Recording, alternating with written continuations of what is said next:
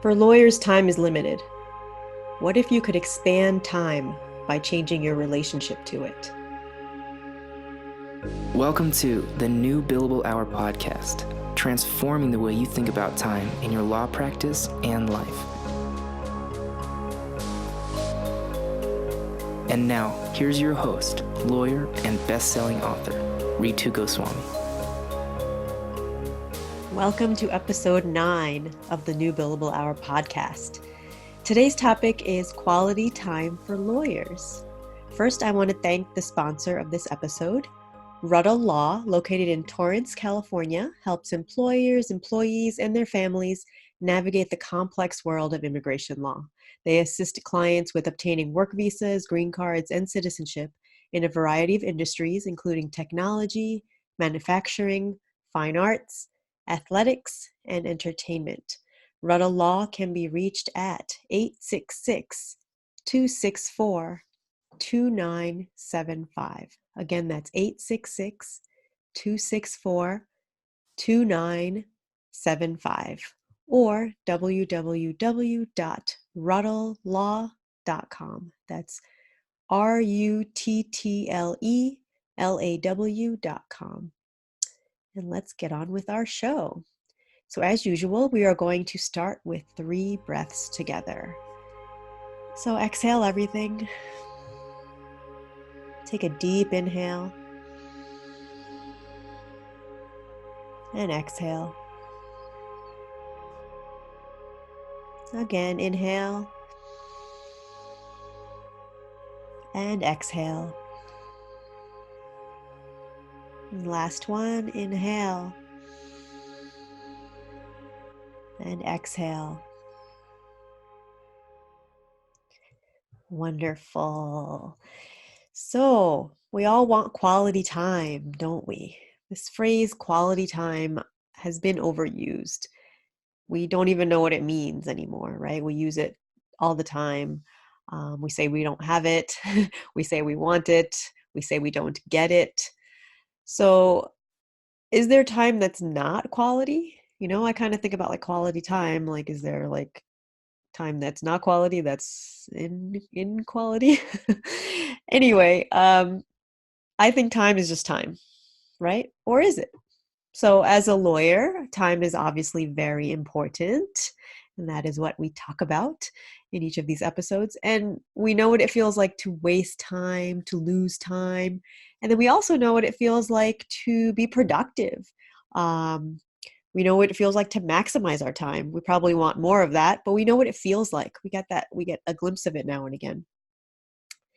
In the famous book, The 5 Love Languages, if you haven't heard of it, there are 5 languages that we all speak about how to give and receive love. And the context of the book is that it is for a romantic relationship, a spouse or loved ones. And we have different ways that we express love and that we receive love. And to know your others and your own love language can help for a better relationship, right? And to get the love and the attention you desire. And quality time is one of the 5 love languages. And this fascinates me because I think it's so important,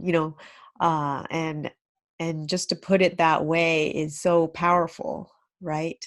That you can show love for someone just by spending quality time with them, just by spending time with someone, which is what you want to do anyway, right? And it's what they want. It's what we all want, because we have this idea we don't have enough time. So when there is time, it's like glorious, and we just feel so connected and loved, right? And so quality time in this context and the 5 love languages is about spending time with the person, focusing on the person, listening to them. And when you're receiving quality time, you just feel like you're paid attention to. You feel like the person is making time for you, is showing up, right? So that is the quality time in that context. And this is without distractions. You find you're centered when you have quality time. You're really able to listen. You're able to get to know this other person in that moment. So, what about using this context, using this concept? What about using this concept as a lawyer with your clients, for example? So, as lawyers, quality time with our clients can be elusive, right? There's so much going on there. Like, we want to spend time with our clients, we really do, but we don't have time. Meaning, do we want to either charge them for the time or give them free time when we could be working on the legal aspects, the more professional services aspect of the relationship, as opposed to the connection, which are related, of course. But I understand, and you will understand, that sometimes the best thing you can do for a client is to do some research, is to file something, is to litigate, is to strategize, right? Is to actually work on the legal matter instead of, yet again, listening to your client who is going through a major conflict. That's why the client is working with you. Instead of listening to that again, it's like, you want to work on the case. That's what we're here for, right? So it's a stressful time for the client. They're hyper focused on their problem, and so they want to talk to you about it many times because they do not have anyone else to talk to. And we have this wonderful attorney-client relationship where everything's confidential, and we have this counselor role, which we all as lawyers kind of think like, oh, that's extra, but it is actually our role. We are supposed to be listening to our clients. This is an ethical duty, right? It's a responsibility and an honor, and that's how we serve clients. And hearing the same thing over and over is also maybe not the most productive way to spend our time, right? So recently I received an emergency call from a client. I have some legacy cases in my law practice, and legacy meaning I'm winding them down. And this was truly an emergency. Like, she needed legal advice. And it was really interesting how she started the call. She's like, I have something to tell you. You're my lawyer. Please listen to what I have to say and listen to all of it. I was like, okay. And I did. And after she was finished, I asked her some questions, and I clearly told her what she needed to do. And then she did slip back into, into the spiral of what happened. And I said, well, you told me what happened, and this is what you need to do. And she went off, and I talked to her later in the day, and I was like, you can call me back after you do those things.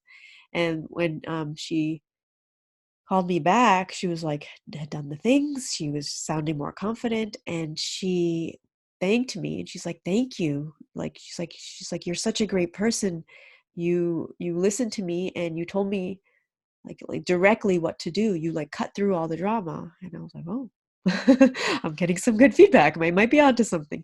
And this is, to me, this was quality time, right? This was me focusing on her so she can feel heard, so she can get that need met, so she can move on. Because yes, when we're going through a crisis, we need to feel connected to somebody, to somebody who is listening to us, who cares about us, right? And as a lawyer, we have that ability, and it doesn't have to mean overstepping boundaries and all of the things, doing too much, going too far with clients, with emotionally.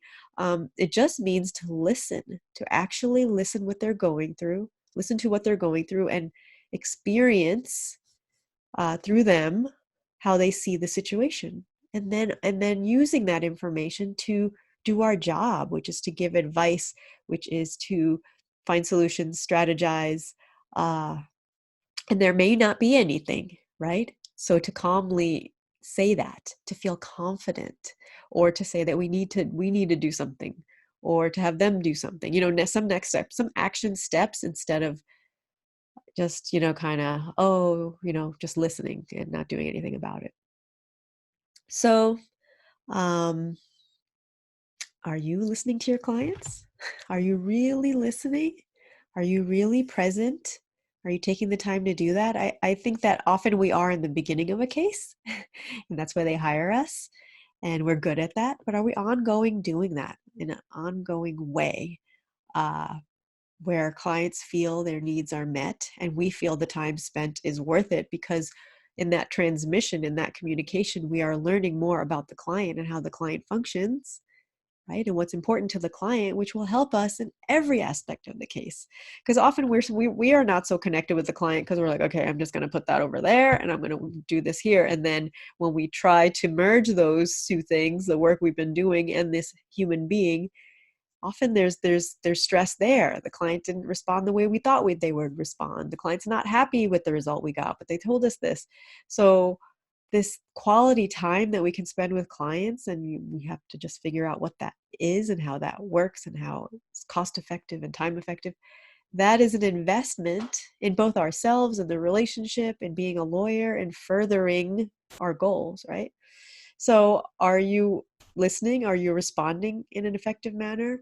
And if you're not, maybe that's causing you to lose some time. Maybe you're wasting time with how you're spending the time with the client, and then the fallout, right? Because if you don't really listen to somebody, you didn't really do anything at that time, and then also worrying about it, like, oh, now I'm just worrying about that thing, that communication, that client stress, and not um, focused on what needs to be done. So how can we have more quality time with others, especially clients? How about striving to make all time quality? Yes. So let's not settle. Let's not just go through the motions in life. I mean, so many of us are just kind of halfway showing up, halfway and kind of doing what we need to do, and then gearing up for that next distraction, which is also taking us away from ourselves. And over time, this takes its toll and it leads to a lot of health issues, mental health issues, um, disconnection with our own families, with ourselves, and, just it's a downward spiral. So, what about really prioritizing, prioritizing being engaged with whatever you're doing, And so, if you're not, notice it. And of course, there can be times lots of times that we maybe not like what we're doing, but you don't have to like it. Just be engaged with it. Just be fascinated, be curious, like, I'm doing this thing, or I'm having this interaction. Just like be there and experience what it is. That will shift the whole paradigm and shift the quality of your work and the quality of the time. So another part of that is to notice when your time is not quality. Just notice, like, that wasn't the greatest. Okay, next time I can do better, and let it go. Um, and ultimately, this is not just about what's happening in the external world with clients, with the legal system, with everything out there. It is about prioritizing quality time within ourselves. So, are we valuing what we're doing, our role, our work, our life as much as it deserves? Because if we don't value it and we just kind of show up and and it's not quality, like it's not important, it won't be, right? And that's going, and it's kind of creating that reality.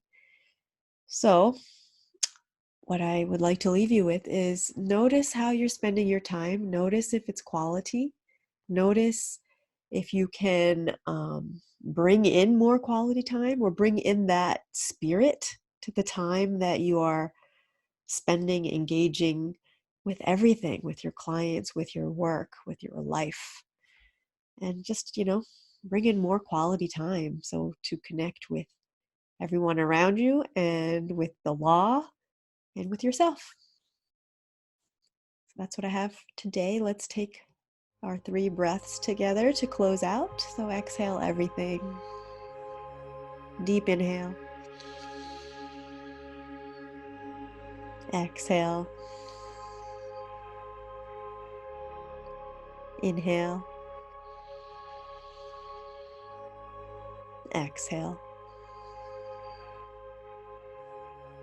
Inhale. And exhale. That was 3. I'd like to thank again the sponsor of this episode, Ruddle Law, located in Torrance, California, helps employers, employees, and their families navigate the complex world of immigration law. They assist clients with obtaining work visas, green cards, and citizenship in a variety of industries, including technology, manufacturing, fine arts, athletics, and entertainment.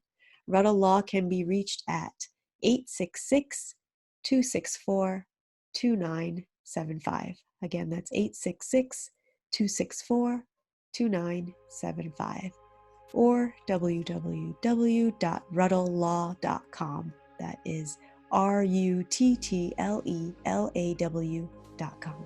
Thank you. Thank you for being with us on the New Billable Hour podcast with your host, Ritu Goswamy. Subscribe to the podcast wherever you like to listen. To get your free copy of the New Billable Hour book and other resources, visit www.newbillablehour.com. You can contact Ritu directly at ritu@newbillablehour.com.